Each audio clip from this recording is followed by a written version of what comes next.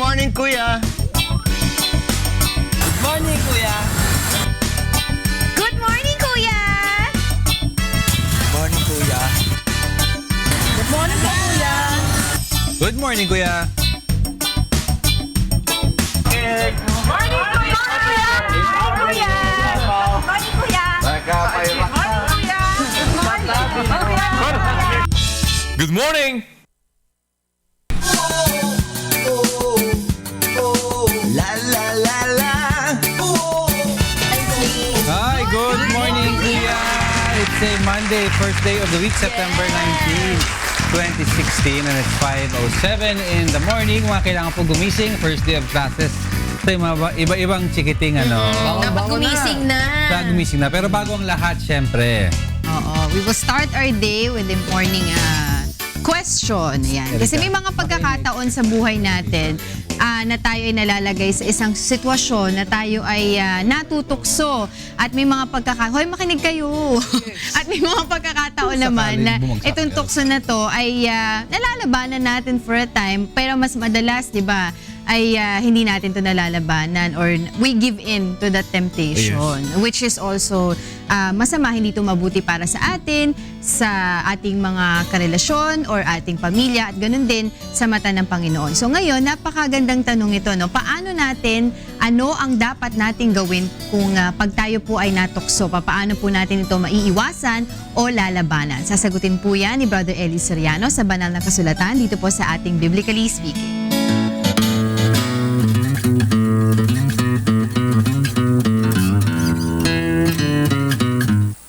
Alam mo kapatid, hindi naman kailangan umiwas ka sa tukso.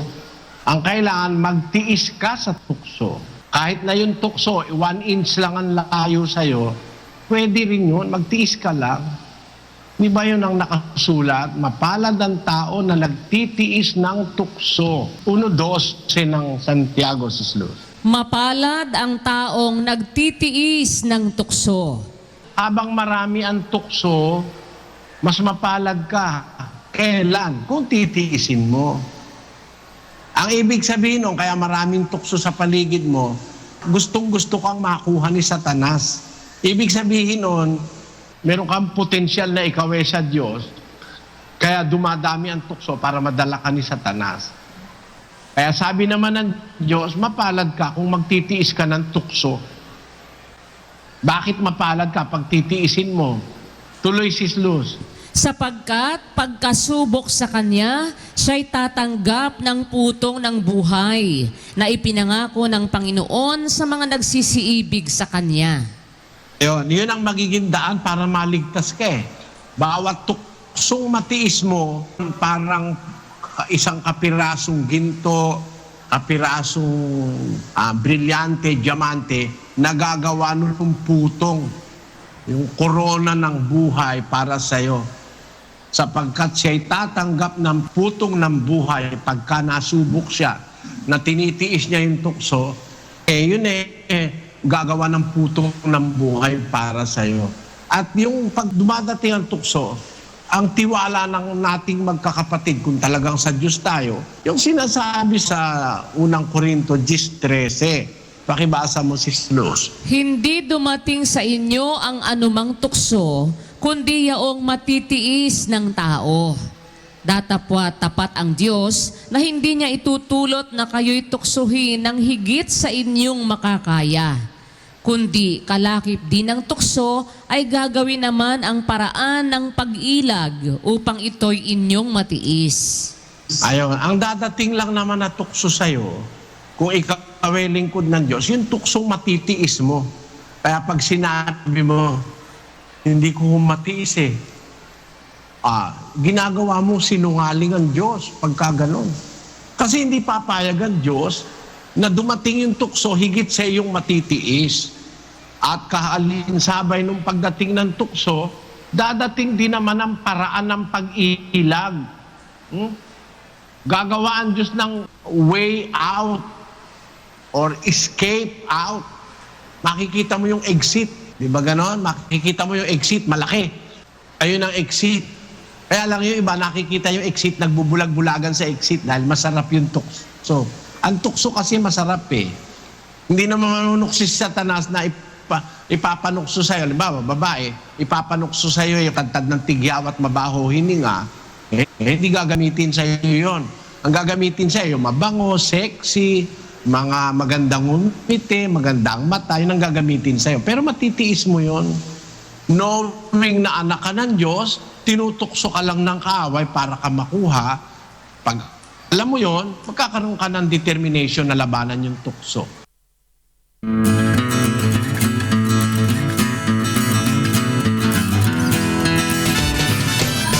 O yan sabi rin ni Brother Eli Soriano, huwag tayong bibigay sa tukso. Dahil madali naman daw ito labanan. Sabi nga niya, masarap, masaya ang tukso. Pero, di ba, temporary isn't worth long-term pain. So, dapat iwasan natin yan. Maraming salamat po sa inyo, Brother Eli Soriano, para po sa ating Biblically Speaking. There you go.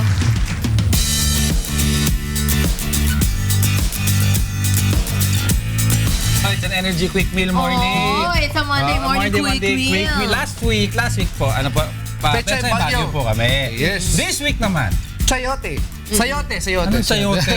Wow. Sayote. Sayote. So, Sayote. Sayote serye week tayo ngayon. Ano ba yung sayote sa English? Oh, tanong mo kay Haris. I-search ko mamaya.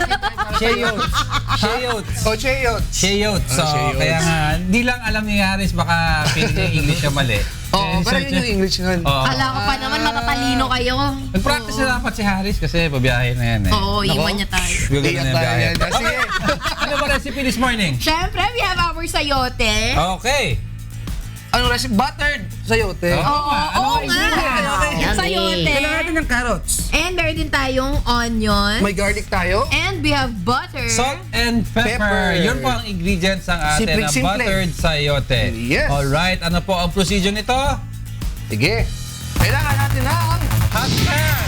With oyster butter gagamitin natin dyan. Siyempre, because Oo, buttered sayote initin ito. natin yan. And nilagay na ang ating Garlic! And then ihalo-halo lang po ang garlic hanggang maluto at ilagay ang... onion. Halo-halo ulit hanggang maluto at ilagay ang... Yes! Kaya ilagay pa ang halo-halo ulit muna yan. Oo, and nagsusunod ito na mga kasambayang ating Sayote! Salt and pepper! To taste, kuya. Halo-halo. Oh, yan ang atin na buttered sayote. Napakabilis lang. Wow. Magandang side dish yan. Yeah, side dish. Raw. Usually sa mga restaurants, nakakita mo side dish yung jugs eh. Oo. At saka medyo half-cook para medyo crunchy. Tama. Ano ba ang Yes. benefits ng sayote, Haris? Mabilis na. Sige, ano? the last time we discussed, may vitamin C and then nakaka-rehydrate din siya because of the juice, yung kanyang content. Full of ano siya, more Healthy water. pala to. Actually, it's good calorie din ang nasa kanya. Oo. Yun ang ating Quick buttered meal. sayote. Quick meal for the day. Yes. Ano yung advice lang, para mas maganda, gumamit sila ng less fat butter na, Oh, mas maganda yun. or no salt butter, para no sodium na dagdag. Yes. Oh, para todo healthy na. Oh, pero Jax, ano ka na Jax? Greet ko na ng belated happy birthday kay Dennis Francisco. Wow. Kumain ka ng buttered sayote. Healthy yan. Alright, good morning at happy birthday po sa iyo, Kikay!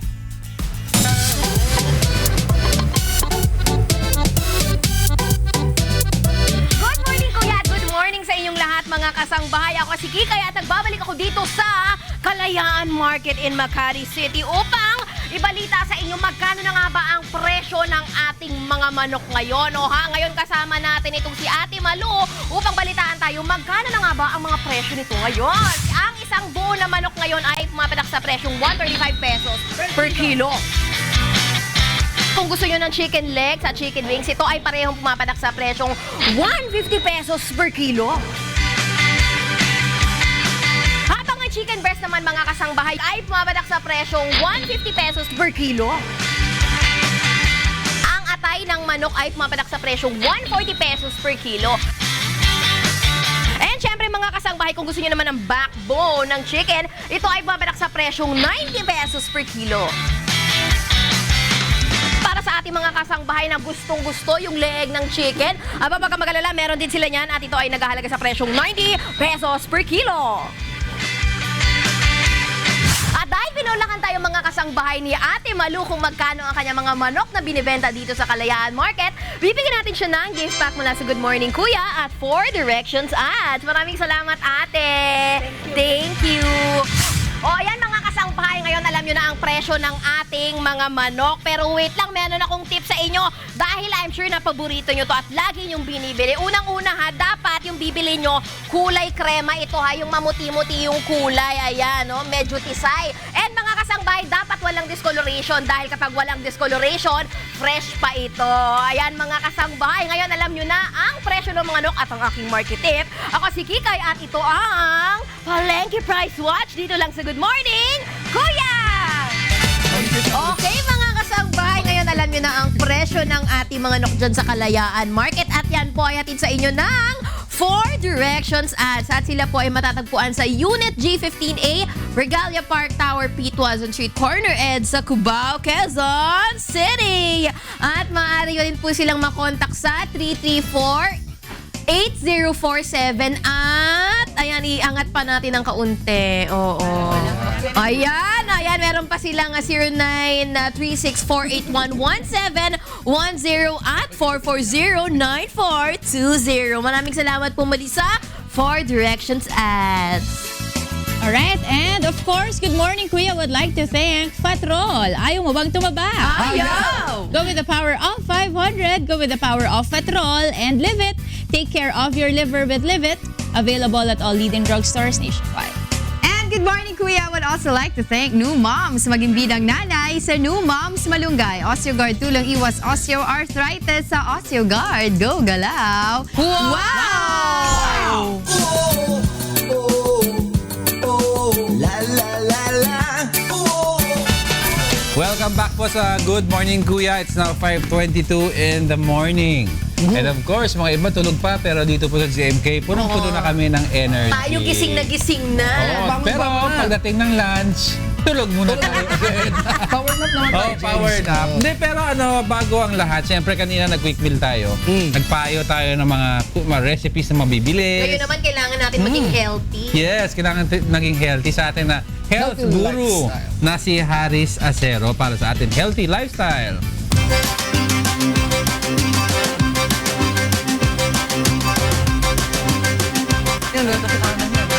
Thank you, Jex. No? Actually, ang ganda ng intro mo sa akin. Alam mo ito nga, no, napakasimple bagay na ito, Kike, na lagi natin ginagawa everyday. Hindi lang po sa ating mga restaurant, pati sa mga kantino, kahit nga sa mga tindahan, gumagamit po tayo ng plastic straw.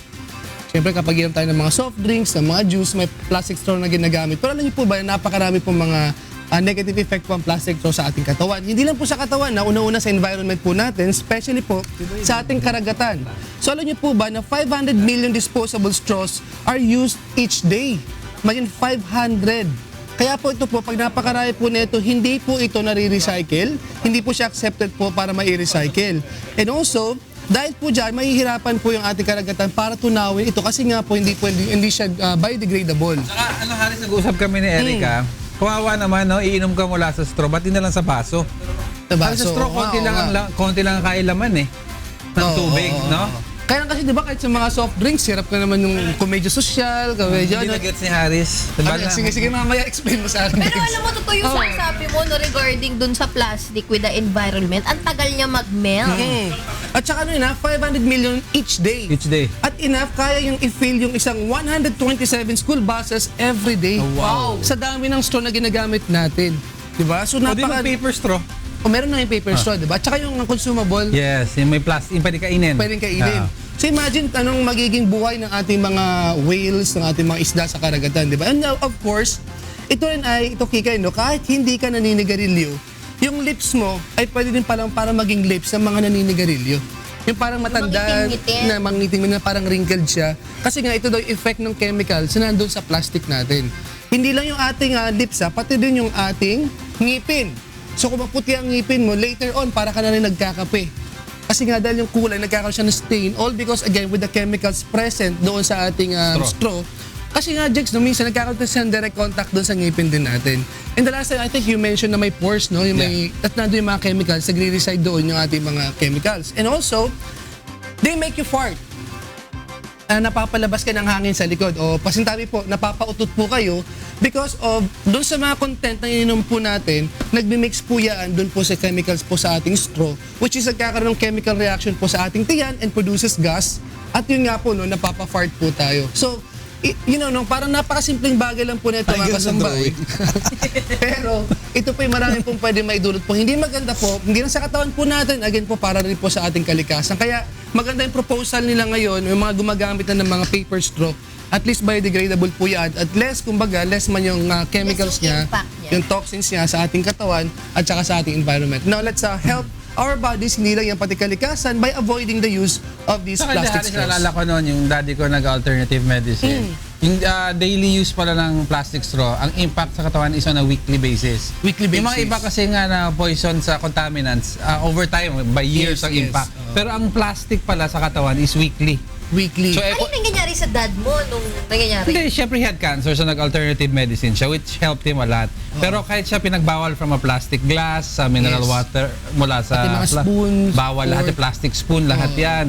Yan. Na all because of the chemicals nga doon. Inside the straw. Yes, paggamit. Di ba, sabi nga Jax, sa ating mineral water, ang expiration na nakalagay doon is not about the water. No, it's not. Kasi wala It's expiration about yung tubig. the It's about the container. container. Na dapat within this span of time, na-consume mo na yun kasi magkakaroon na ng reaction doon, yung chemicals. Tsaka pag pinasok mo na daw ang water sa yung mineral water bottle sa kotse. Yes, pag Wala nainitan. nainitan. Pag nainitan na, wag mo na daw inumin. Exactly. Tsaka yung mga nakikita natin or nabibili natin ng mga microwavable na Tupperwares o na plastic Plastics. containers, you can only use that for once or twice lang at the most. The most. Tapos the next time, hindi na pwede kasi yun na yun eh. Ma-expire Kahit na yung gano'n katagal plastic usable, ano no? niya. Uy, konti. kuhain ko pa naman yan. Kaya yung mga mahilig mag-stock up ng mga Oo, plastic pagkain. containers kasi pang Itapon take yun out. na. Oo, yun. Medyo ingat-ingat lang din sa paggamit.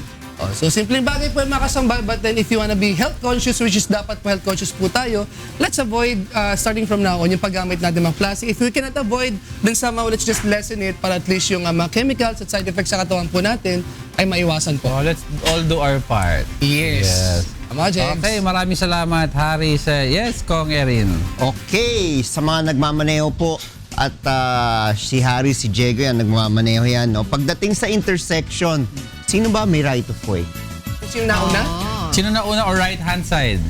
Yun. Ang kailangan po natin malaman ito dahil syempre nag-aalangan pag nasa intersection, sino mauuna o pagbibigyan.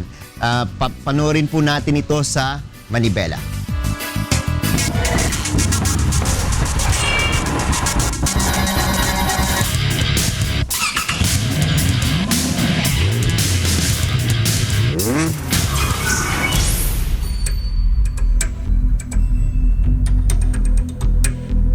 Sa Republic Act number 4136, sinasabi na sa isang intersection na walang signal lights at may dalawang sasakyan na sabay dumating, isa galing sa kaliwa at isa galing sa kanan, yung sasakyan na galing sa kaliwa ang magbibigay daan o mag-yield doon sa sasakyan na galing sa kanan.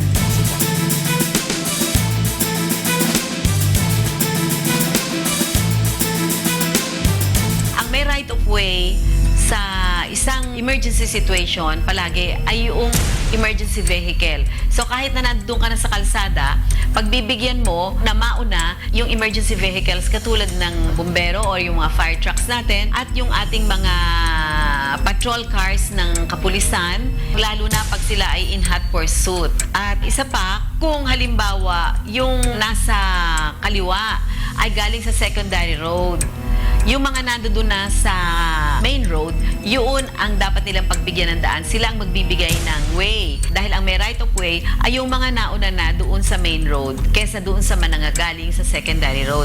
Kung sila ay lumabag doon sa alituntunin tungkol sa right of way, pwede silang magmulta. Reckless driving din yon o pagmamaneho ng pabaya.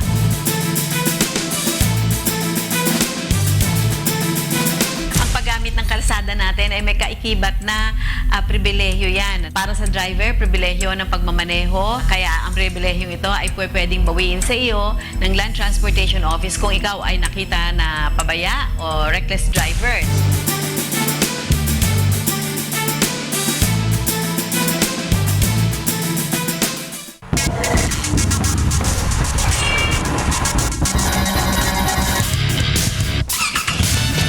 Siyempre maliwanag pag dalawang sasakyan, no? Yung nasa kanan. Kung apat na sabay-sabay dumating. So, pinaka-kanan-kanan. May pinaka-extreme right sa rotation daw. Pero ito si Kong, Magtuturuan muna. si Kong, hindi, pag sa Pilipinas, mahirap yan, Kong. Mahirap. Magtuturuan sila lahat kung sino Sa Hindi, mauna. ako yung nasa kanan mo. Sa Pilipinas, kung kaninong nguso ang nauna, ay, Ganun yan di ba? gay. Hindi wala mangyayari. Hindi, pero ika nga, Bigayan lang yan. Bigayan. sa Pilipinas hindi pwede mangyari yan, pero pag nasa Subic o Clark, Subic lang. Oo, nasusunod pwede. yan. Yung right to way. Oh. Maraming salamat Kong sa atin mga daily driving tips. Yun. Pero dapat dito sa i-apply din nila yan, lalo sa scout area. Ang dami dyan mga intersection. Wala, Oo. talagang... Yung walang traffic Walang lights. order. Lalo dyan sa Timog at saka sa may Panay Ave. Hindi Grabe man dyan. pwede rotunda lahat eh. Rotonda, oo. Oh, ano mo lahat? Kasi di ba, Kailangan malaman kung ano yung main Yes. road. Oo. Tsaka Kasi kung sino yung maski nasa main road. scout yan, maliliit yun. Usually yung main road yung may right of way. mahirap. Yung Tomas Morato yan, main yan eh. Oh. At saka kung kahit dyan sa di ba, sa may Mother Ignacia tsaka sa isang network dyan na malaki, ang grabe ang traffic dyan. ABS, malapit sa Oo. ABS. oo.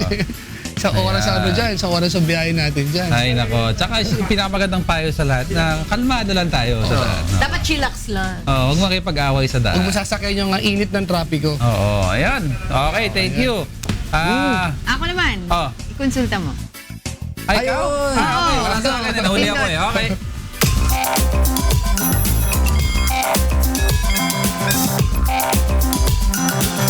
Alright, sa pagpapatuloy po ng ating public service mula po sa ating 1,360 satellite monitoring centers, meron po magtatanong, legal questions po ito. Dalawa to. Unang po nga magtatanong sa atin mula Bagong Silang, Caloocan City. Kasama po natin si Manuel Borbis, 59 years old. At of course, makakasama po natin para sagutin ang inyong mga legal queries ay si Attorney Erin Tanyada. Good morning at Tatay Manuel, ikonsulta niyo na po. Good morning po. Morning. Na-involve po ako sa isang aksidente sa traffic. Ngayon po, dapat po ba ako magbayad dun sa aksidente yun, dun sa damage ng kotse, na hindi ko naman po kasalanan kung yung nakakotse. Siya po ang umarang sa daanan ko eh. Yun po. May police report ba ho? Meron na pong police report, pero ang ginawa po ng police report, kampi dun sa dun sa nakakotse. Kami po ay magkasalubong nung nakakotse. Tapos bigla po siyang, pagdating sa may tapat ng gasolinahan, bigla po siyang kumapit pakaliwa. Walang signal at dire-diretso po eh. 4 meters po ang layo namin. Kaya natama po siya. Ngayon po, yung police report, ikinenta ko na po sa police kung ano po ang nangyari na magkasalubong kami. Biglang pumasok nga po sa harapan ko yung kotse. Ang ginawa po niya, iniba po niyang statement dun sa police report. Magkasabay na po kami, pareho na po kaming northbound. Samantalang ako po ang northbound, yung isang southbound. Meron po. Ngayon, anong gusto ho ninyong gawin? Anong sampahan po ninyo ng kaso o pag-usapan na lang ninyo? Dahil syempre, ang lalabas po niyan, kung pareho naman naka-insure yung sasakyan, yung insurance companies po usually ang mag-uusap tungkol dyan. Ngayon, kung hindi insured yung dalawang sasakyan at talagang gusto maghabulan yung kayong dalawang nagkabanggaan, ang magdidesisyon po dyan, korte. No? Kung hindi kayo magkasundo ko to each his own na lang yung damage o yung insurance company na lang ang magbabayad, depende po kung ano yung gusto po ninyo. Ganito po kasi po. Dumating po kasi, sinabi ko po sa representative namin na ilaban namin yung kaso. Okay. Hindi po niya ako pinakinggan. Ang ginawa po niya, sabi niya po doon sa pulis, sige, hilahin namin sa garahe yan. Pakagawa na lang doon sa garahe. Ang mangyayari po, sabi ko po doon sa representative namin, ibig mo sabihin, pag hinila mo yan doon, tinatanggap natin kasalanan ko. Hindi nga ako tumatanggap ng kasalanan dahil siyang may kasalanan, hindi ako tako. May CCTV camera itong papapatunayan ko sa inyo, wala akong kasalanan. Judge po kasi sa akin yung damage. Ang pwede ho ninyong gawin, kunin po ninyo yung mga ebidensya na magpapatunay na wala ho kayong kasalanan. Kung may CCTV camera sa corner, no? O sa kung saan kayo nagkabanggaan, kunin na po ninyo at i-attach po ninyo para alam ng piskal.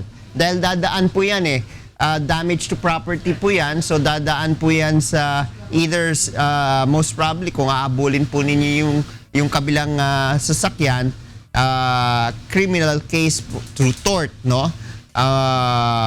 So pwede niyong habulin po. Ngayon, syempre, ang pagbabatayin po ng korte dyan, yung ebidensya na pwede po ninyong iharap. So kung hindi po patas yung sinasabi po ng pulis, no? At kayo may kasalanan, ang importante, ma-secure po ninyo yung CCTV para mapatunayan. So, yun lang po ang pwede po ninyong gawin, no?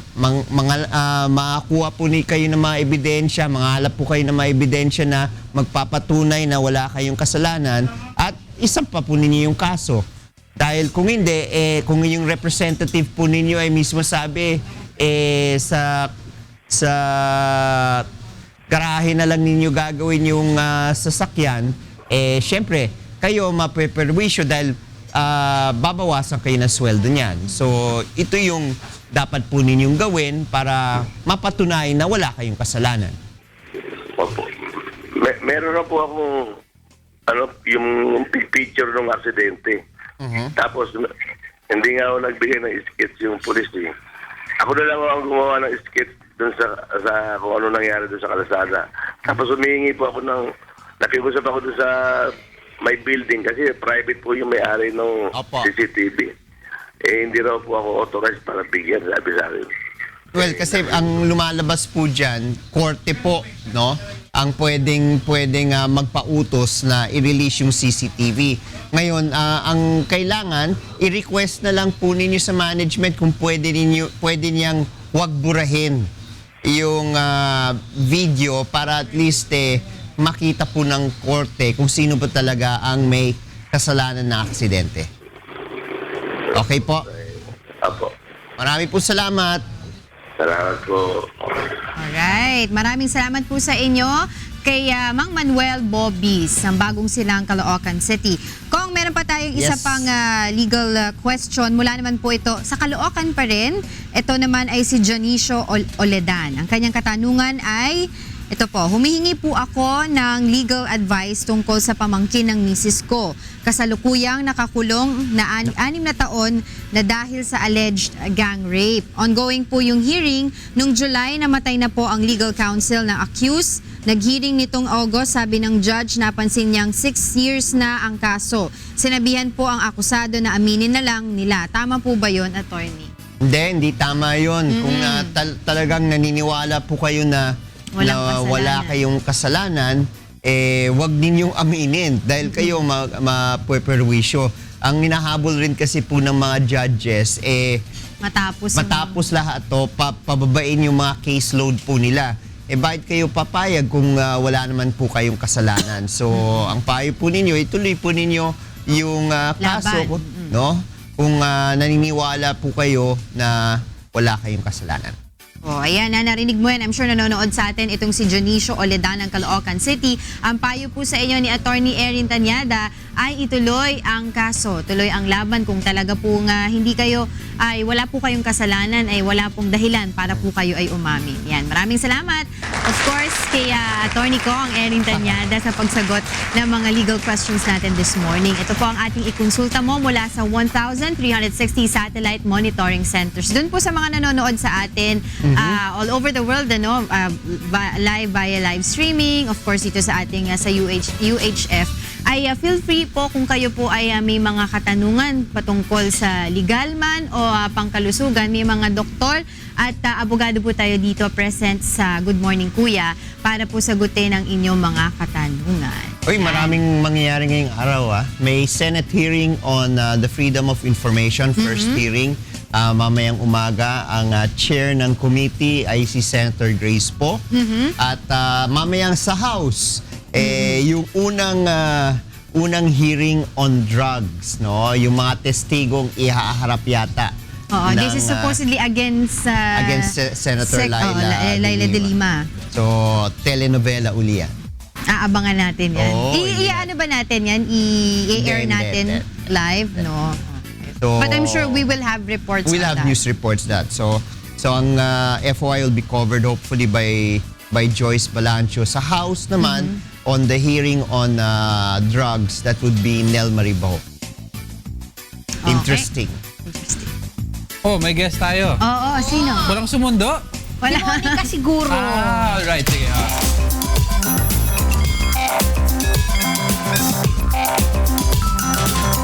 Ikinagalit ng ilan nating mga kababayan ang umano'y malicious report at misleading headline na inilabas ng ilang media agency kamakailan.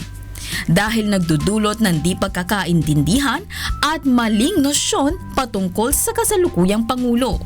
Pero malisyoso nga ba talagang maituturing ang mga report na inilabas ng ilang media agency sa bansa?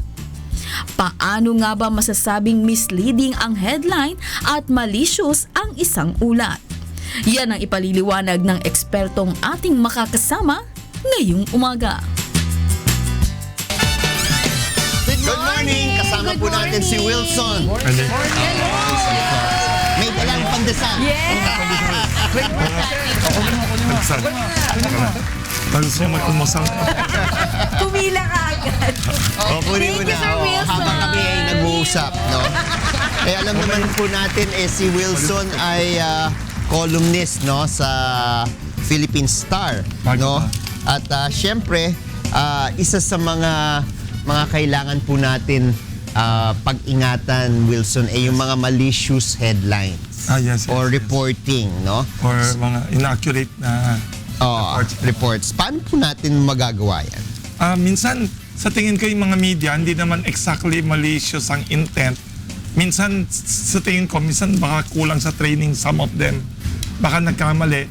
Kasi kanina tinanong ko yung nag-invite dito, na example daw nila yung tungkol sa Indonesian president nag-meeting with Duterte. President. Tapos, ang lumabas daw sa ibang mga report daw, pinayagan na daw ni President Duterte, patayin na daw yun. Si Mary Jane. Nung nakita natin yung report ulit, binalikan natin, tapos sinabi ng Indonesian president, hindi naman talaga sinabi, pwede mo napatayin yung tao. Sinabi lang niya, base sa facts, na kung anong nasa batas ng Indonesia, yun ang i-uphold ninyo. Yes. Hindi, ibig sabihin, hindi tutol ang Pilipinas kung anong gagawin nilang legal process na based on the legal process nila. Iba yun eh. Kaya sa tingin ko, kailangan, sabi ng ibang tao, baka bias yung mga sumulat. Kaya importante dapat ang media hindi ma-perceive na bias for or against. Kasi may mga media rin na pag binasa mo, sobrang kampi sa isang politiko o kahit anong gobyerno, mali din yon. Pero may mga report naman na pag sobrang negative naman, na hindi naman yun ang report, masama din yon. Dapat i-balance. Kasi kung minsan, Wilson, mahirap rin talaga eh. Dahil kung titingnan nga natin, newspapers, whether tabloids or broadsheets, want to capture the attention of the possible reader. So kung minsan yung headline, catchy dapat. Tama. No? Tapos kung babasahin mo naman yung laman, hindi naman yung headline. Maganda sinasabi niyo, Congressman. Yung mga media, hindi lang dyaryo, minsan radio, minsan ibang TV station, hindi NTV, ang ginagawa nila para tumaas ang tinatawag nilang ratings o tumaas ang circulation nila, kailangan mag-exaggerate minsan. Gawing mas exciting ang balita, masama yon. Kasi kailangan, para yung credibility ng media gumanda, kailangan balanse, tsaka hindi masyadong exciting ang news. Kung ano lang yung news, dapat yun ang ipalabas. Wag masyadong islant na sobrang laban sa isang tao or sobrang kampi. Minsan mahirap gawin yon. Kasi, hindi natin maiwasan, sabi mo nga na ratings game eh. No? Ratings and circulation game. Circulation game. So how does let's say pag nasa pag nasa broadsheets writing, Yes, how yes. do the editors, Yes. how do the editors determine the right headline, no? Maganda. Dahil kung minsan ang hirap talaga eh. Yes, yes. Sa headline, ilang words lang ang kailangan ilagay. Para sabihin natin mataba yung at bold yung nasa harap. Kasi kung masyado mahaba, ninipis at nagiging maliit. No? So challenge yan sa mga editors. Tama. Yun ang maganda sa tinatawag nilang mainstream or traditional media. Mas may mga editor. Ang challenge ngayon pa ng media, may tinatawag natin tayong online and social media. Marami walang editor. Yun sariling ikaw writer, ikaw journalist, ikaw vlogger, ikaw na rin ang editor mo. Yun ang danger din doon. Sobrang daming sumusulat. Maganda kasi mabilis, automatic. Pero ang maganda naman sa mga dyaryo, sa mga TV, may mga editor, producer, so sinasala pa ang balita. Yun ang hope ng mga tao na ang media, sana may balanse. Kasi minsan yung reporter o journalist, minsan excited, duty yan ng editor na i-screen. Gawin mong less bias or less exciting na mas truthful sana. Mas fair. On the other side of the coin, Wilson, let's say how does the subject of the report Yes. ensure na Ayun hindi malicious Maganda rin. yung sinulat, no? Anong protection niya? Maganda rin. Di ba sa Pilipinas, I think may tinatawag na libel law. Yun ang one protection nila.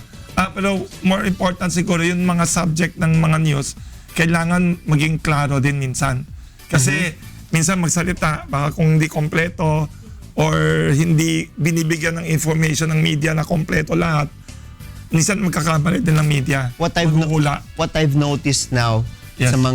sa mga public officials, no, Soundbites. meron silang mga assistants na Tama. nire-record mismo yung sinasabi nung subject. Bakit? Kasi kung minsan baka hindi niya mabalikan o makalimutan anong sinabi niya, at least Tama. may record, no? Or minsan May out tape. of context. Out of Minsan context. isang sentence na exciting, yun lang ang kinuha, iba na pala ibig sabihin. Iba na ibig sabihin. Oo. Pero pag replay mo yung buong paragraph niya, 10 sentence pala, ibang ibig sabihin. Pwede ba Maganda natin yan. sabihin pagkuan yan ay malicious on the part of the I think journalist? Minsan malicious, depende sa journalist. Minsan naman carelessness. Minsan nagmamadali kasi maraming mga tao sa media, may deadline hindi mo ma-blame minsan. Nagmamadali, may competition. 10 ang dyaryo, 5 ang TV station. Kailangan sinong mauna lumabas sa online, sa news. Minsan by mistake na honest mistake. Paano yan kung alam natin sinabi ng ini-interview, no? Yes. Na yung buong storya. Oo. Tapos yung editor Soundbite kinuha. dahil kulang na sa spasyo, Oo. pinutol. Minsan. Paano pag ganyan yung Yun ang sitwasyon? yun ang kailangan iwasan dapat. Maganda yan. Maganda i-remind yung tinatanong niyang tanong ni Congressman Erin. Kailangan itanong yan always sa media. Kahit na pinakamagaling na dyaryo, pinakamagaling na TV station na radyo, kailangan i-remind pa yung mga ganyan. Para hindi ma-carried away. Para hindi ma-carried away o makalimutan yung mga basic rules ng ethics saka balance. Kasi yung credibility, yun ang pinaka-importante sa media. Kung nawala yung tiwala ng mga readers, ng mga viewers dun sa media entity, yun ang pag sa negosyo, yun ang pinaka-capital niya Yun ang sa masisira siya, mawawala ng credibility yung media. Especially ngayon, ang media maraming kalaban. May mga online vloggers. So, ang kailangan daw, ang mainstream media wag makipag laban sa parang chismis lang sa internet na immediate. Kasi sa internet, kung ako nakita ko ngayon, ilalagay ko na ngayon within 5 seconds. Wala nang editor. So, kung ang media, yan, every morning yung mga TV, mga dyaryo, binabasa yan, basehan yan ng maraming tao for other news. kailangan credibility wag mawala. Okay, maraming salamat Wilson at Sa akin, Jaryo. Ikaw lumaki. okay, maraming salamat Thank you Wilson.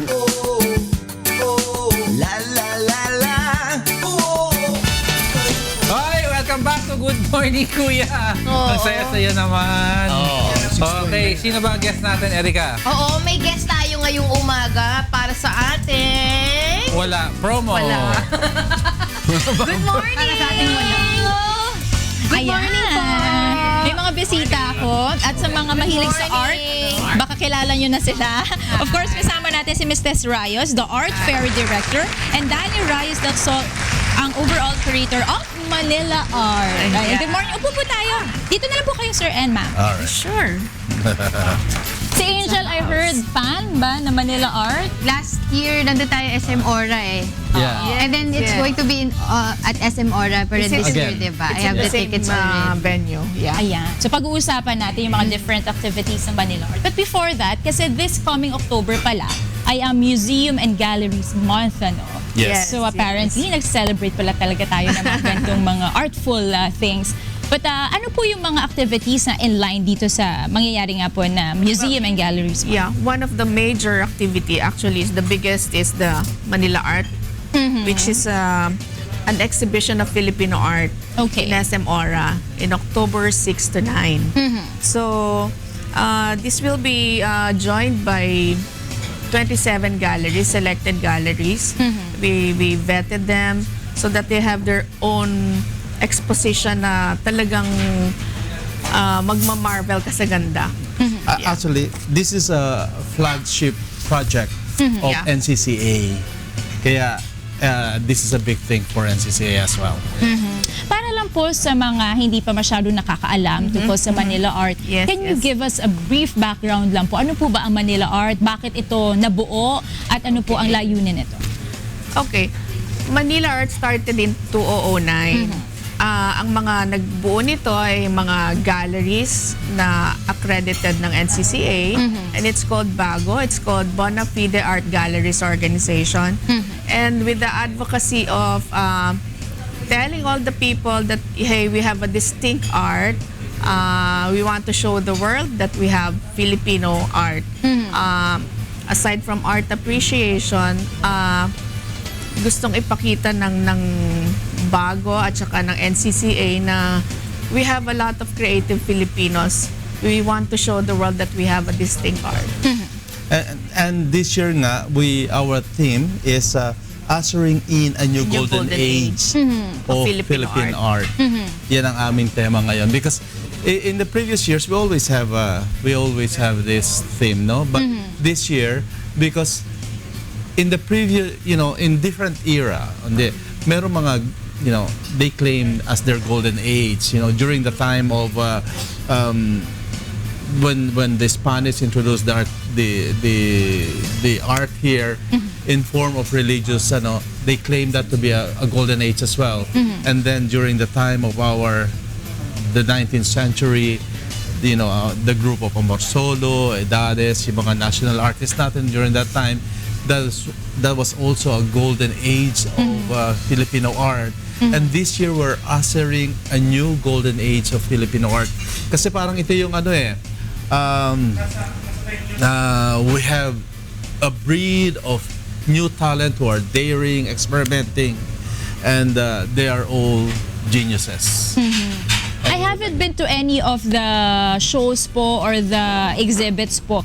But I'm sure dun sa mga hindi pa nakakapunta, interesado po silang malaman ano ba yung ma-expect nilang makita. Kasi normally ang iniisip ng mga Pinoy pag sinabing art, karamihan iniisip paintings, ganyan. Yeah. But bukod po sa mga paintings, what else do we expect to see doon sa exhibits? Of course, basically, when we talk about art, it encompasses a lot of things. Vast. But Yeah. this particular one, it focuses on visual arts because the other side of it is performing arts.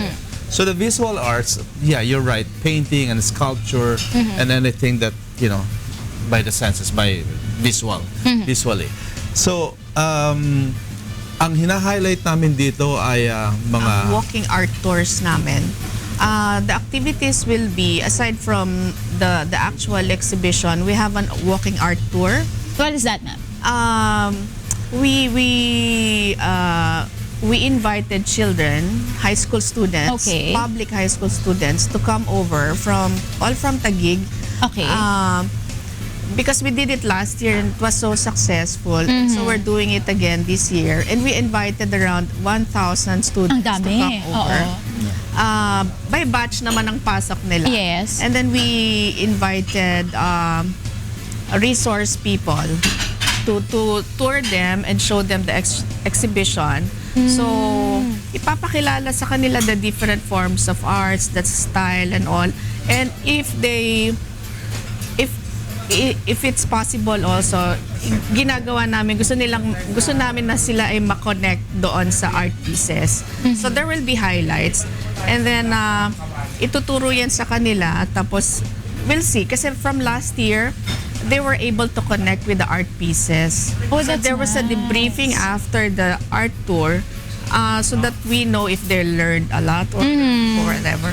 At least, kasi sabi nga nila, yung mga bata ngayon, yung mga kabataan Yes. ngayon, masyado na silang connected sa internet na lang, Yes. social media. Minsan yung mga actual exhibits, Yes. galleries, sa ganyan, hindi nila masyado na-appreciate. Yes. So it's really good to know na merong ganitong part po sa program na Manila It's part Art. of our advocacy na ma-connect sila. It's not all about, kasi especially now with the digital world,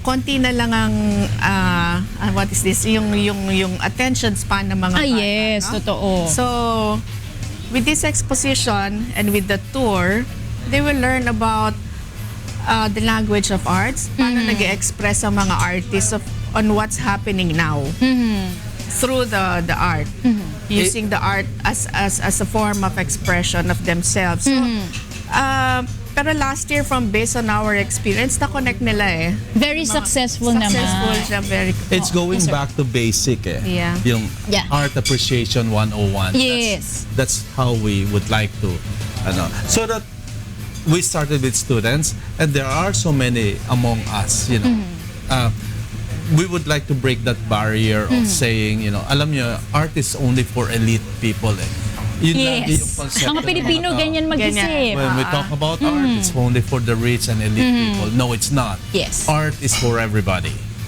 That's what we would like to tell everybody. Art is for everybody, and everybody could appreciate, everybody could own, everybody could have a piece of art. Actually, if they will visit our Facebook site, we have interns from University of the Philippines who did a lot of videos talking about what art can be. Art can be Different forms of art, parang ganun. Yeah. Cooking. The cooking is Culinary. art. Culinary is an art. Basically, that's why it's Street called art. art. Yes. Yeah. Street art. Kahit sa fashion, you can Even express fashion. art din, Yes. di ba? Yes. Pwede rin Yes. naman. Even in landscape, the way you arrange this interior, these are all forms of art. So you can see art everywhere, Everywhere, no? yes. That's right. Yes. Gusto ko, curious lang po ako, no? Paano po yung naging selection process doon sa mga i-showcase natin dito sa Manila Art? Sino yung mga artists? Paano po yung procedure ng pagpili? Okay. As I told you, we have galleries, right? Yes. So the galleries are invited to propose a project, to propose an exhibition that will, and then from there, i-vet yan ng committee if that is good enough to be shown to the public. Okay. So this will be participated by 33 galleries. Ang dami. Yes. And then these galleries, as I said, there is a vetting so that each galleries would have their own curator, meaning to say, it's properly selected, it's properly organized, and it will be properly presented to the public. So yun ang overall, and that is basically my work as a curator. To select, to organize, and present all of these items. It's not just about choosing the nice things in art, but to be There able to has to present be it concept. properly. There has to be a concept. Yes, dapat medyo thematic din, no? Yes. So that when you enter a gallery, for example, when you enter this place, it would tell you a story. It's not just about beautiful pieces of art all Na over wala the namang place. Wala connection. namang Hindi mo kasi, anything. tulad yung sinabi ni Ma'am, no, siguro kaya rin nakaka-connect yung mga bata once they enter the galleries or yung exhibits, no, nakikita nila yung story. The Parang storyline, parang nakaka-connect sila doon sa story. Correct. That's We the whole actually idea. asked them what do they feel about the painting, what they see, and what do you think the artist want to say? Ganyan. You will be So, it's surprised very on the interesting. response of the kids. They feel anger, they feel happiness, they feel, yeah. Ay, ilang taon po itong mga batang to? Don't mind me asking. High school students, high school mostly students, bata grade 10, grade 7 to grade 10. This one. It's really nice na at least unti-unti yung mga bata mas lumalapit na yung kanilang mga loob Yes. sa art. At I'm sure marami rin mga Pilipino once na pumasok po dito sa Manila Art at makita yung mga galleries, ganun din ang mararanasan. So, kailan po ito mangyayari again? Why don't you invite our viewers Okay. po? We'd like to invite everybody that it's gonna happen on October 6 to 9. October 6 is our gala night and it's open to public on the 7th up to the 9th. Yeah. Okay. Okay.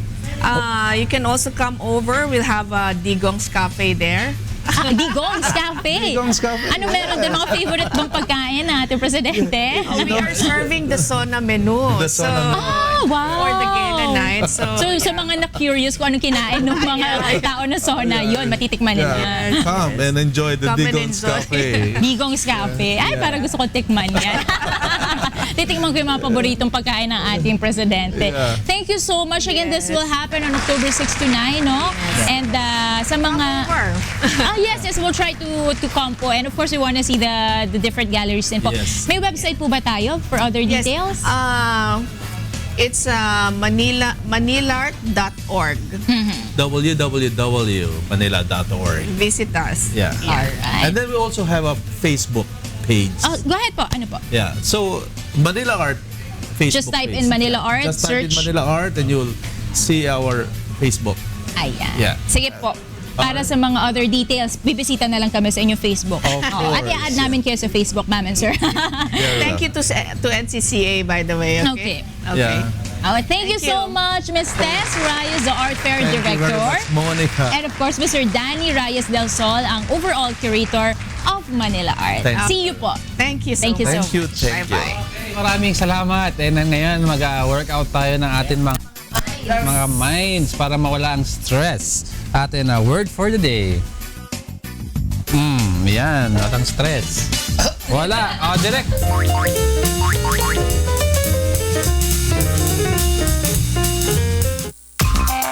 Word for the day.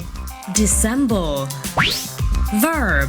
To disguise, conceal under a false appearance, speak or behave hypocritically, cover up the facts or one's true feelings or motives, mask under a pretense or deceptive manner. Example sentence. Rather than answer the reporter's questions directly, the politician chose to dissemble his responses. In Tagalog, magpakunwari. Dissemble. Wag naman puro kong, lagi na lang kong nagbibigay ng words. Ikaw! Di nyo ba kaya? Nung nakaraan, ako na nagsama Ay, di mo matinuloy ang sentence mo eh. Sabi ko, Bakit hindi ikaw, Diego? Ay, ako may hawak ng tablet eh. sabi ko, every December, I go for a vacation. Ang corny mo! Wala si Rina kasi.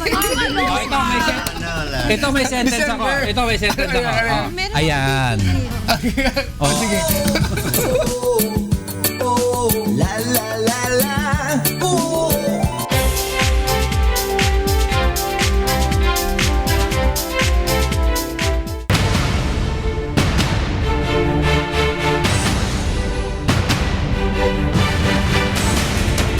First day pa lang, talagang totally, hindi namin alam kung saan dapat yung tamang mag-address dun sa injury.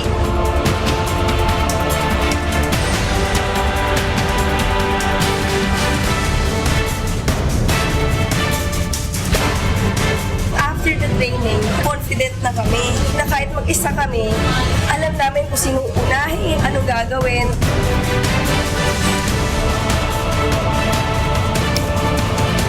ang laking tulong nito. Bilang para sa amin actually, pati dun sa mga matuturuan namin in the future.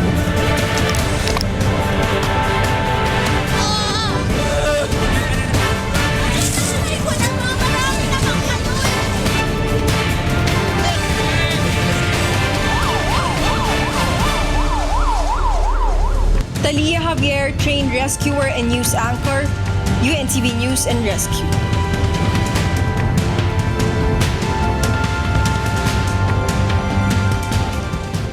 This rainy season, we should know what to do before and during a typhoon.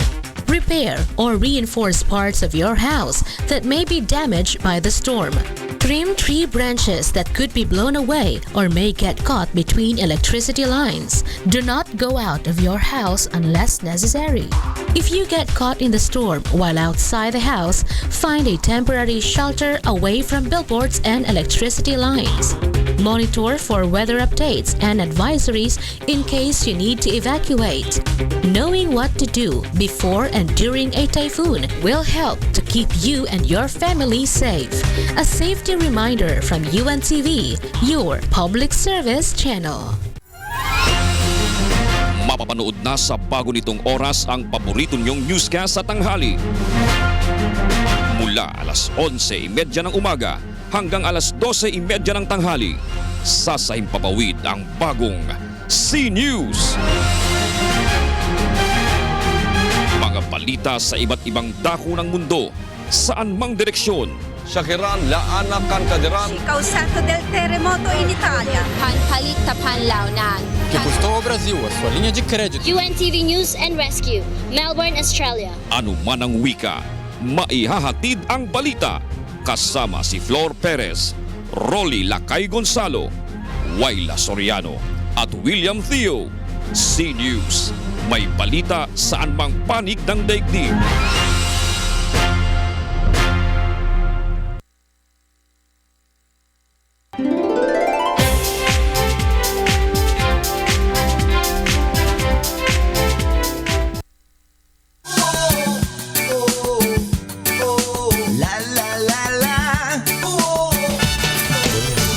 Ayan, good morning, Kuya. Good morning, Kuya!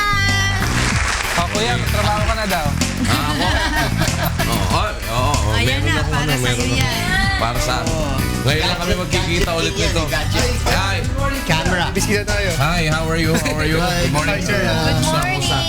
Si Robertson of ayan. Alam mo, etong ang aming pag-uusapan ngayon ang bago nila. Si Robertson Ong Lo. Ano ba talaga ang mo? Ong Lo. Onglo po talaga. Onglo talaga. Parang De La Cruz lang po yun. Parang yun ang sa inyo. Magkadugtong po talaga. Onglo. Ayan. Robinson. Parang may-ari ng isang department store. Si Robinson. Si Robertson ang Vice President ng Camera House. Alam niyo yung Camera House, di ba? Ayan. Yes. Pagka pupunta kayo sa iba-ibang mga malls, may mga iba't ibang distributor ng camera at hindi lang naman isang camera ang kine-carry nila. Pero ngayon, ang isa sa mga pumuputok, ang dami na kasing ang dami na ngayong mga iba-ibang camera na umaangat sa market. So hindi na lang yung mga unang mga nakikilala natin. At isa ngayon nga ang Fujifilm. Yan. So pag pumunta kayo sa mga camera house o kaya meron kayong mga gustong itry na mga Fujifilm camera kasi may iba-iba silang mga klase ngayon ng Fujifilm camera, pwede kayong pumunta sa camera house. Kaya lang ngayon, ano ba ang highlight ninyo, Robinson, sa Fujifilm? Okay. Kuya, good morning po. Magandang pagkakataon po ito na maipakita natin yung pinaka-latest ng Fuji. Ang Fujifilm X-T2. Ito po yung 4th generation na interchangeable lens camera. Bagong labas lang yan, di ba? Bagong labas lang po ito. Na-launch po ito worldwide last September 10. September 10 sa Pilipinas po, September 17. Okay. Lumabas. Isang araw lang po ito na available for selling. Ano bang date na ngayon? 19. So 2 days ago lang pala to ini-out sa market. In-out po sa So nandito na sa Pilipinas ngayon yan. Nasa Pilipinas na po. Makukuha na yan sa lahat ng camera house. Makukuha na po sa lahat ng camera house starting nung 17. I see. Ito ba ang standard ba ang presyo nyo niyan? One price lang po ito. Sa nationwide. How about in other countries? In other May countries, pagkakaiba? meron pong konting price difference according sa local taxes. Taxes nila. So it could be higher pa sa iba. Could be higher po. Or it could be a little lower. A little lower. Plus and minus po, mga nagre-range po between 5 to 7%. I see. Pero Sa usually po sa mga tax-free countries like Singapore, sa Asian countries, Yes. meron ho silang GST na hindi natin nakikita sa price tag. Pero the moment na yung GST refund. mag-check out po kayo, lalabas po yung GST. Paglabas mo ng Singapore, pwede mong i-refund yung GST. Pero dito sa atin sa Pilipinas, ilang percent ba dito meron sa atin? tayong VAT po eh.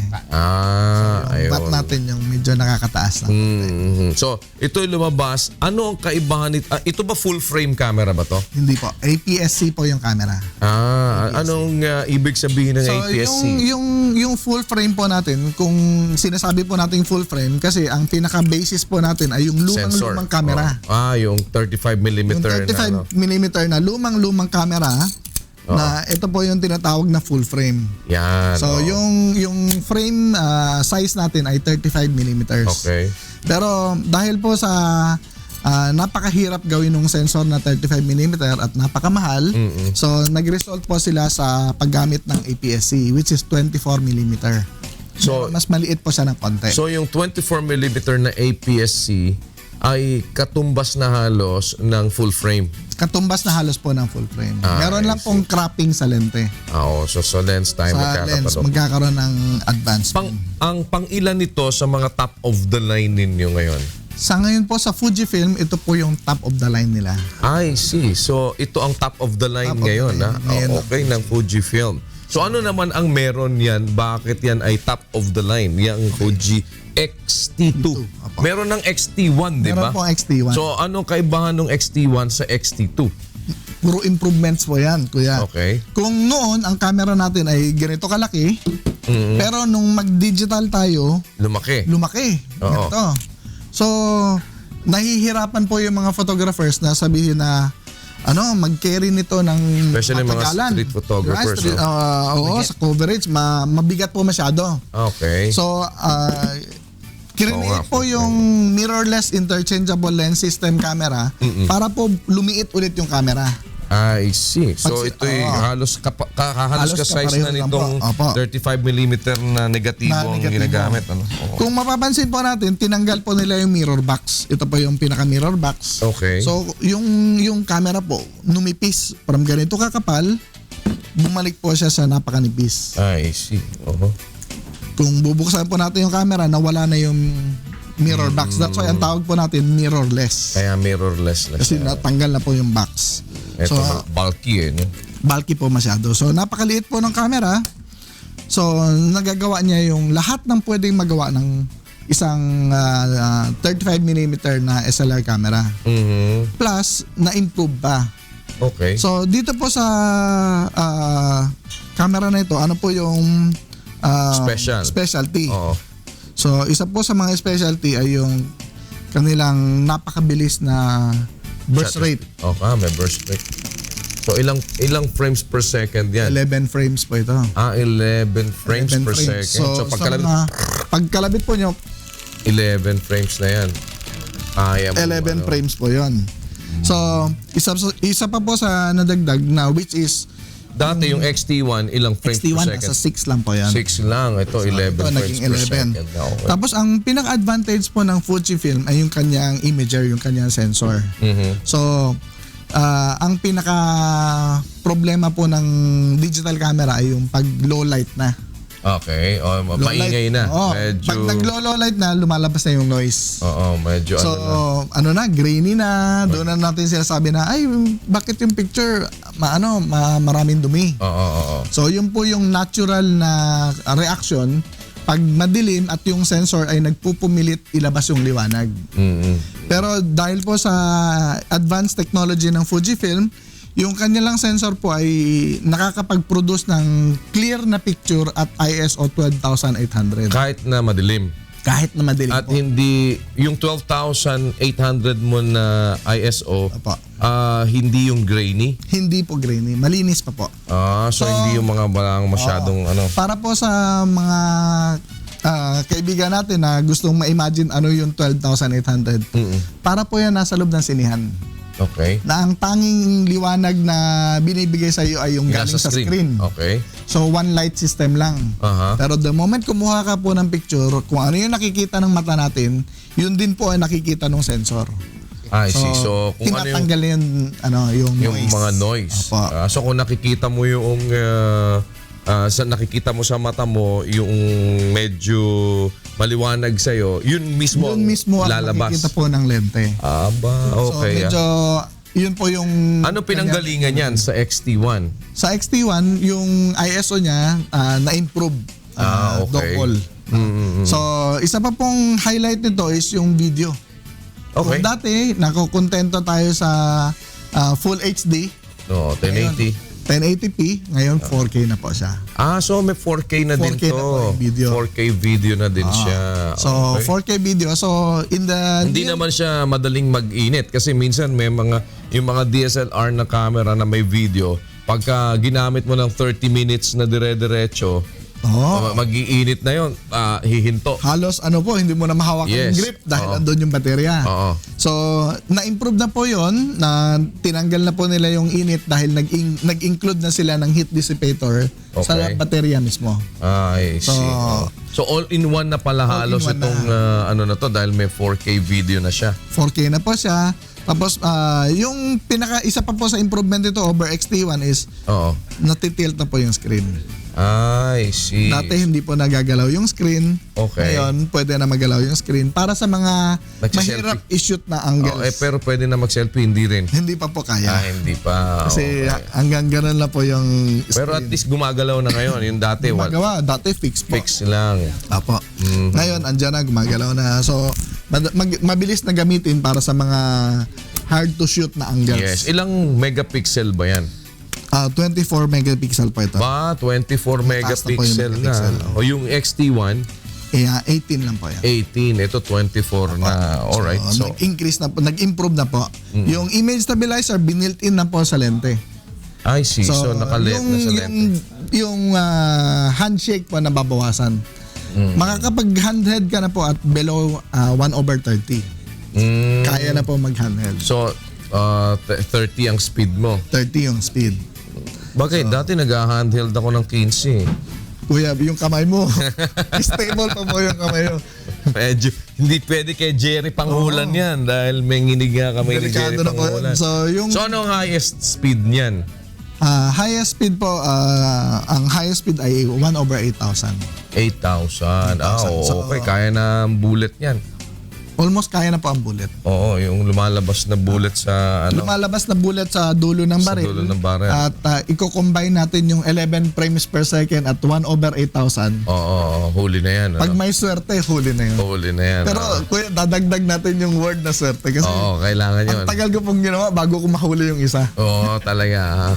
Hindi, talagang kasi skill din Skill pa rin. Talagang sobrang nasa India na yun. Wala na sa pana. Wala na sa pana po yun. Talagang kahit na anong high-tech ng camera. Kailangan pa rin. Kaya. Okay, so ito out in the market sa lahat ng camera house, meron na out na po ito sa market sa lahat ng camera house stores. Ano ang price range nito? Pwede ba natin ibigay? Ang po nito, ang body. Ang body only ay 84,990. 84,000. Apa. 990. At yung kit lens po niya may kasamang 18 to 55, 99,990. So kung kit ang bibilin, 99,000 lahat. Lahat po. Pero pwedeng bumili ng body lang. Pwede pong bumili ng body. Ano ba yung mga lenses na magpi-fit diyan? Marami. Sa ngayon po meron ng over 20 lenses ang Fujifilm. Ang Fujifilm po dahil pinopromote nila yung compact, small, handy na camera. Yes. So, mas sikat po sa kanila yung mga prime lens. Okay. So, mga prime lens. So, marami po siyang nailabas na prime lens like 14mm, 18, 21, 23. So, isa po sa mga mabili ngayon ay yung 35. 35. Kasi po yung 35 pag sa Nasa gitna, parang- pag sa full frame ay normal or 50 mm. 50mm. Kung ano po yung nakikita ng mata natin, walang magnification sa camera ay ganun din po ganun din yung size ng tao, ganun din yung size ng framing. So normal po siya, 1:1 sa mata. Magkano naman ang 35 na prime nyo? 35mm po, dating 21.9 pero ngayon promo po natin for every benta ng camera, makukuha ko siya at 10,000 less. I see. So ang kasamang lente nito sa kit ay 18 to 55. Bastante na yun.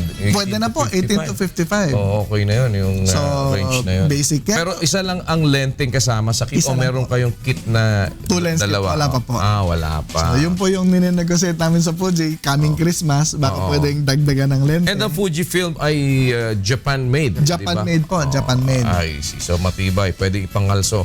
Oo, pwede po. Pwedeng ipanghataw po. Ipangkalso. Tsaka ano po, kuya, yung X-T2 po watertight na. I see. So halimbawa po, advantage po nito para sa mga ginagamit sa as video, sa mga TV news, mga ganun. Okay. Pag umulan po bigla, hindi na magkakapote yung camera. So sa mga drizzles po, Yung drizzle lang, pero hindi pa siya hindi pa siya Pero meron na bang yung mga ganyan ba? Meron kayong ang Fujifilm ba ngayon hindi pa ginagawa ng mga underwater casing? Wala pa po. Meron pong third party na gumagawa. Pero sa atin po. Pero meron ng third party na underwater casing for that. Sa XT1 po meron na. Sa XT2 bago lang. I see. Pwede to. Underwater casing. Baka meron ng Nauticam. Ano na pa yan? 4K na. Naka 4K na. Ayos So, pero napaka-advantage po nito sa mga TV crew kasi una, napakagaan. So hindi, kung pinag-usapan natin sa TV news halimbawa, meron ba yung mga external jack ng mic? Po. Yun po ang pinakamaganda dito. Dahil yung Fujifilm po, USB 3 compatible, yung lapel mic input, andito na po. So pwedeng lagyan ng external mic. Tsaka pwede po maglagay ng monitor kasi may HDMI. May HDMI pa rin so pag siya. nakalagay po siya sa rig, pwede kayo maglagay ng up to monitor na 12-14 inches. Pwede, 4K. Pwede pala to isa kayo sa drone. Kuya, mabigat. Mabigat. Hindi, ilang ano ba yan? Kasi ngayon, yung drone natin kaya ng 10 kilos eh. Wow! Ang laki po ng kuya. Malaki yung Mark 3, 5D Mark 3. So ito anong weight niya? Mas magaan po ito. Half the weight po ito. Nasa ano lang ito nasa 1 kilo lang ito pag may kasama lente. Yan lang, kaya pag bagsak lang yan, pablay. Kailangan talaga mga master drone, pilot drone yung ano natin. No, talagang heavy duty po yung magaling na pilot po talaga. Alright. So ito ay available na sa market ngayon. Lumabas 2 days ago lang. Ang Fuji Film X-T2. Yan. At makaka-preview tayo ngayon ng X-T2. Mainit-init po sa market. Mainit-init pa yan sa market. So, yun. Sa mga wedding photographers, yung mga journalists, sports, pwede na kasi mabilis ang ano niya. Mabilis 11 frames. Kayang-kayang pang UNTV Cup na to. Masubukan nga yan sa UNTV Cup. Maganda po yun, kuya. Exacto, diba? UNTV Cup. Kasi huli yan. Lahat ng action pwede natin magawa. Ayan. So ano naman ang lower version niyan na nasa top of the line ninyo? Yung mga parang point and shoot lang na ano? Ang point and shoot po ng Fujifilm na bagong labas, ang pinakahuli niyang nilabas ay yung X70.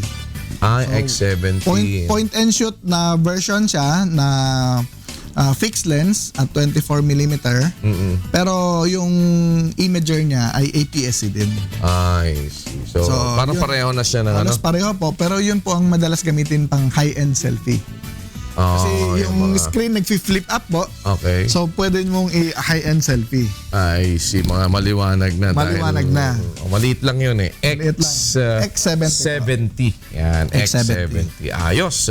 So, abangan nyo na. At yung mga interesado sa camera house, pipili lang kayo ng saan ba pinakamagandang camera house pumunta? Sa ngayon po, meron tayong malalaking stores. Okay. Yung Camera House Plus stores.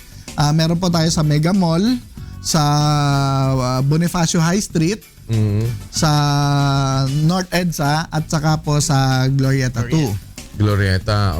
Yan po yung mga Camera House Plus na over 100 square meters po yan. So, nag-o-offer po kami, kuya, take this opportunity na makapag-invite. Every Thursday po, meron kaming workshop. Libre yun? Libre po, from 6 p.m. hanggang 9 p.m. So ito yung mga po sa mga kalalabas lang ng opisina. Yung mga gustong mag-aral ng Yung mga photography. gustong mag-aral ng photography. Yung mga sample po ng tinuturo namin doon, example, food photography po. Kung noon, ang sabi nila, bago kumain, although ngayon, dinadasalan pa din, bago kumain, pero bago isubo, picture muna. So, tinuturo po namin Trabaho ni Angela yan. Opo, tinuturo po naming mga ambassadors kung paano magkuha ng food na magmumukha siyang masarap. Ay, eto kaya, masarap kaya itong food na to. Anyway, maraming salamat Robinson At lahat ng mga bagong ilo-launch mo sa camera house, dalhin mo muna dito sa amin para ma-testing. Sigurado po, kuya. So, pwede na natin testingin yan. Pwede na po natin testingin. It's my Ayos. pleasure po na makapagpunta dito at makapag-share ng iba-ibang bagong camera. Lalo na po na malapit na yung Pasko. Yan. Dahil yung pag-holiday season, maraming bumibili ng camera. Marami po at maraming mahilig sa mga picture-picture Marami po talaga. lumalabas. So, Fujifilm X-T2, ang latest ng Fujifilm. Ito ang kamerang mabilis, mas magaang, 4K ang video, madaling gamitin. At tingnan natin kung paano ibig sabihin, di ba Automatic to po auto? siya. Yun, Automatic auto po pala siya. So, yung electronic viewfinder at saka yung LCD, pwede. sumasabay po. Oo. So, kuya, galing po sa coming from SLR, anong feeling nyo sa maliit? Magaang eh. Diba? Oo, mas madaling bitbitin kasi pagka ang dala mo yung mga... Kaya nga hirap na ako sa biyahe eh. Dahil dami mong dalang camera. O kaya may isang camera kang dala. Tapos ang bigat-bigat, diba? Mabigat na sa backpack. Ayos yan, ha? Pero kuya, yung stability po. Stable siya. As kung pagka hinawakan mo siya, hindi siya yung kasi minsan pag-alanganin pag sobrang gaang. Pag sobrang gaan po, mahirap naman shaky. Oo, mahirap pagka So sobrang yun po yung mga entry SLR na small body. Yes. No? So small body pero ang consequence shaky. Ang linaw pwede. Pwede. Okay. Camera House X-T2 Fujifilm. Ang latest. Tingnan na po natin. At sa akin na to. Yan subukan nyo lang. Pwede na kayong pumunta sa mga camera house. At lahat na. Pangako mo sa akin yan, Robinson, pagka meron kang Pag may bago po. i-launch. Ano pinakamagandang lente nito? Recommended mo na... Ang madalas po kinukuha na lens, usually dalawa. Okay. Isang kit lens. Okay. Para meron ka ng range from 18 to 55. Tapos Na 55. pwede mo magamit sa everyday photography. Okay. So, ang pangalawa po na madalas ginagamit yung wide. Wide. 18, 23. Na fix. Opo, na fix. Kasi yung fixed aperture po niyan, f2, f2.8, ito ba ilang ano ba to? 3.5 lang po ito. 3.5 mabagal. Kailangan mga ano po ito? Sorry. Anong 2.8 to f4. Ano 1.2? May 1.2 kayo? Wala pa po. 1.4 pa lang po. 1.4. Ano 1.4 nyo? 35 pa. 35 na. 35. Fixed prime lens. Prime lens. Okay, ayan sa mga photographers, sa mga enthusiast, pwede na. Ay, baka gusto nyo bumili, may discount pag ako bibili. Ay, sigurado po. Padali nyo sa akin. Robinson Ong Lo. Yan. Tama ba? Lo. Ong Lo.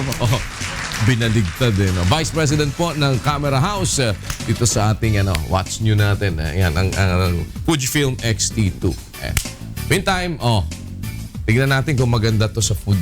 Upo ka muna, Sige Robinson, para makakain ka.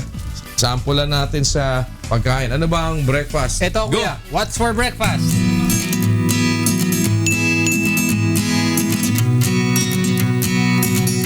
Ito po sa What's for breakfast. Of course, may kasama tayo dalawang guest chef ngayon. We have Chef Nori, morning, and then Chef Richard, morning. Yes, good morning sa inyong dalawa. Si Chef Richard, nagiging suki na. Okay, lasting lang, Chef, no? Pero Chef Nori, unahin na kita, Chef Nori, no? Anong niready mo for this breakfast natin? Fettuccine, parang sa Pilipinas is yung fettuccine negra. Negra. Kasi may paella Ano negra, lang, di ba? fettuccine lang? Opo. Walang walochini? Walo kami. Walochini. Wala si Rina. Sige, Chef Wala Nori. si Rina, may sakit. Ano ingredients yan, Chef? Yung ingredient natin is extra virgin oil, Okay. sweet ink, onion, garlic, fettuccine pasta. Pwede rin po siya sa spaghetti or Okay. tagliolini, parsley. Parsley is optional, red and green chili, salt, pepper, white wine, and tomato paste. Yung Tomato purpose paste. po ng tomato paste is yung para lang mag-coat yung squid ink. Para kumapit yung squid ink, no? Sige. So, yun ang lahat ng kailangan natin, Chef, no? Yes. Okay, ano ang procedure natin dito, Chef? Kailangan natin, Madali lang syempre. po. Ilagay lang yan. natin yung olive oil. Okay. Tapos isunod natin yung onion, white or red, okay? And then yung garlic. Igigisa lang natin yan. Igigisa no? lang siya and then ilalagay na po yung cubes na squid. Squid. Haluin lang hanggang sa, ilagay na po yung squid ink. Kaunti lang pala, Chef, ang laman ng ano. Opo. ng ink, no? Kasi sa bansa nila, dapat yung squid ink, di ba, Oo. tinatapon. Pero Oo. parang gumawa sila ng invention na Pwede para pa lang. para hindi masayang. Gamitin Walang pa rin sayang. yung squid ink. Walang kasi, tapon. Diba, pero kasi Irish yung negra is very popular sa Spanish dish na paella negra. Pero kaya nakakatuwa makita mo sa pasta yan. Ano to, Chef, nilagay natin, Chef? Chili po. Chili. Red and green. Yung maliit yan, no? And yung tomato paste po. Tomato paste. So yan, sabi, para dumikit lang, no? Doon sa ano Yes natin. po. And then salt and pepper to taste. Okay. Yan lang kadali. And then yung pasta, of course, we always recommend na dapat al dente yung pasta. Yes. And then after, dapat kainin agad para masarap. So pa hindi lumamig, no? Opo, kasi pag yung pasta lumamig, papangit na rin yung pasta. And Saka then, texture din hindi yan. na ganun. Okay, and then tapos yan. Yan lang. Minix mo lang. So after Mix mo, ko lang minix po mo lang siya. doon. Ano pa ba gagawin, Haris, kung hindi i-mix? Okay, okay. Anyway, maliban doon, Chef, ano pang hinanda mo, Chef? Of course, nagdala po ako ng calzone. Calzone. Meron pong mozzarella. Yummy. Ang calzone po, ang main ingredient is mozzarella, ham, and parmesan. Wow. Pero this time, nilagyan ko ng fungi, ng mushroom. At ano pa, Chef? Of course, nagdala ako ng fruits. Mga fruits. Sabi Yes, ka niya, fruits. Chef, no? Wala doon siya alam na dessert. Sabi ko, actually, maganda yung fruits. Hindi ko alam yung dessert na tamang-tama dun sa squid ink, kaya yung dinala ko fruits na lang. Oo, para patanggal umay, ano? Opo. Pero sabi ko yung ka-chef kanya, advice lang natin with the fruits kasi fresh yan. Mas maganda. You eat it before para sa enzyme, mabilis yung digestion mo. And then, Yes. pang tagal umay lang, kakain tayo ng konti after naman. Hindi na, dessert na lang yan para wala nang komplikasyon pa sa buhay. Sige, Chef, sa mga gusto magpaluto, mag-order sa'yo o kaya magpatulong sa'yo, anong mga contact numbers at social media accounts Of natin? course, if they want to try authentic Italian cuisine, you can visit Gusto Trattoria Italiana at address 215 Aguirre Avenue, BF Homes, Parañaque. May And then- Facebook account, Instagram, Nori Garcia. And contact numbers? Contact number 0998-536-5402. And yung for reservation, of course, sa resto namin, 621-3522. Okay, sige. Maraming salamat, Chef. Mamaya babalik tayo. Chef, ha? Chef Richard. Next, Chef Richard, ano na-prepare natin? Salmon tomato with basil. Salmon tomato with basil. Yan, ito yan nakikita natin. Yes. All right. Ingredients, Chef. Ingredients, of course, salmon, or 7 to 8 ripe tomatoes, garlic, brown sugar, tomato paste, of course, vegetable stock, fresh basil, salt, and pepper. Oy, okay. Tapos paano ba gawin to, Chef Richard? Bali, first thing you do is marinate the salmon. How long yung marination? 5 minutes or 10 minutes, something like that. Pagkatapos ng babad, ito na. Apo. Okay, ano? Then, mag-saute po tayo ng bawang, then onion, then after that, tomato. Okay. Then soup, vegetable stock. Okay. Then, bubuhay lang natin yan. Opo. No?